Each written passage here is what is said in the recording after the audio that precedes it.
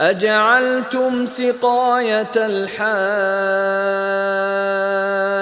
وعمارة المسجد الحرام كمن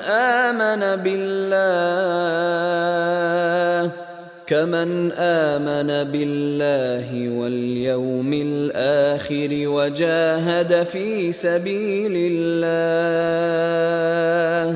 لا يستوون عند الله والله لا يهدي القوم الظالمين۔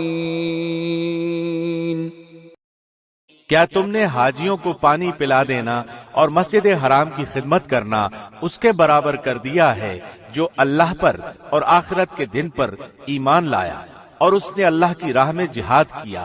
یہ اللہ کے نزدیک برابر نہیں ہو سکتے اور اللہ ظالموں کو ہدایت نہیں دیتا۔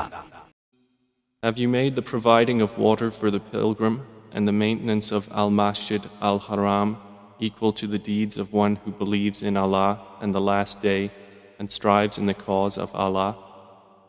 They are not equal in the sight of Allah, and Allah does not guide the wrongdoing people.